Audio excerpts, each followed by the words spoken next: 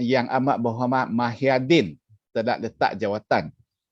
Dan sebelum peletakan jawatan beliau telah melakukan satu sidang media dengan menawarkan 7 tawaran yang cukup luar biasa. Namun demikian, tawaran-tawaran ini telah ditolak oleh semua komponen parti-parti politik selain Perikatan Nasional.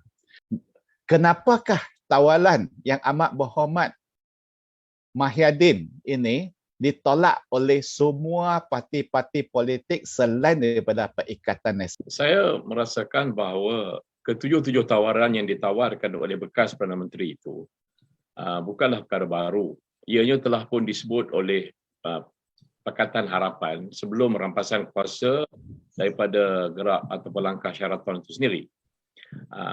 Ada di antara tawaran itu memang termaktub dalam manifesto Pakatan Harapan. Satu.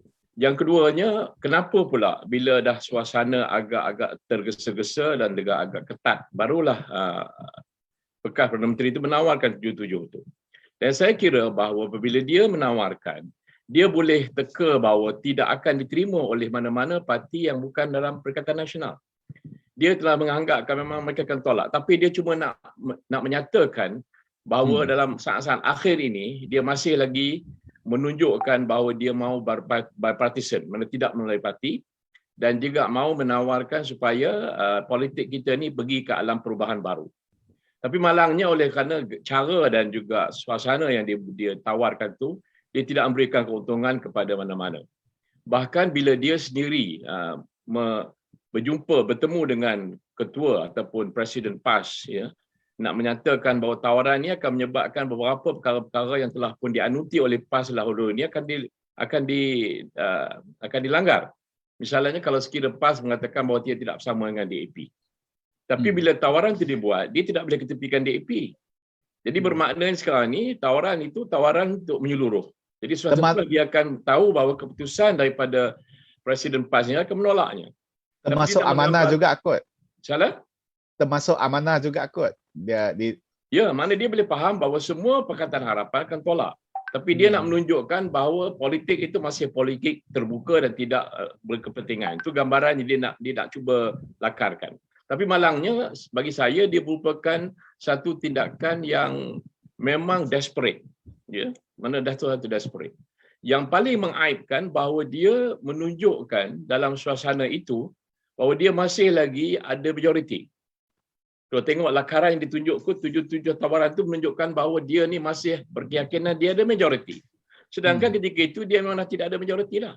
Jadi bermaknanya hari ini tawaran itu memang kalau ditolak pun sewajarnya ditolak dan tidak ada sebab kenapa Pakatan Harapan bersama-sama dengan UMNO menerima sedikit pun tawaran itu. Bahkan mereka tolak sebulat-bulat keseluruhan tujuh itu. Kalau ditambah lagi tujuh pun dia akan tolak juga.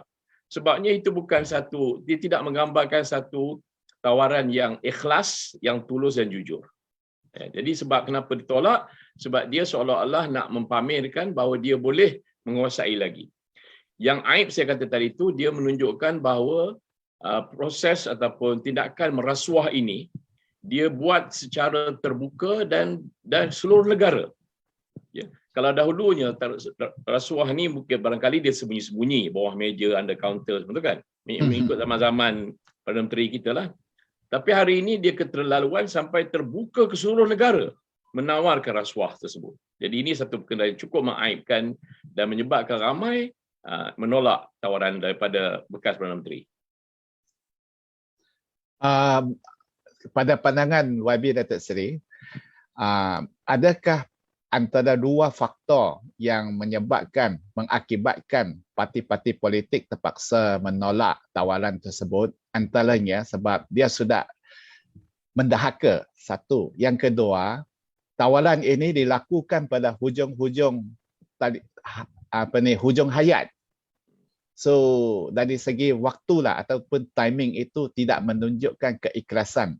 YB setuju atau tidak? Ya, sebagaimana saya sebut tadi, dia tidak menunjukkan keikhlasan. Bahkan kedua-dua punca itu merupakan juga sebab-sebab kenapa dia ditolak. Penderhakaan ini berlaku pada awalnya pada banyak kali. Penderhakaan kepada Tuan Agong ini telah pun dibuktikan oleh bekas Perdana Menteri dan juga menteri-menteri yang lain itu terbukti ianya berlaku. Jadi kalau sekiranya ditolak di atas dasar penderhakaan itu juga betul. Ya. Saya menerima bahawa kedua sebab itu merupakan punca utama dan ada sebab-sebab lain jugalah yang menyebabkan dia tidak menunjukkan keikhlasan dalam memberi penawar itu. Kenapa nak tawar di saat-saat akhir, saat-saat yang dia dah desperate, ya, mana tidak ada pilihan lain. Wallahualam.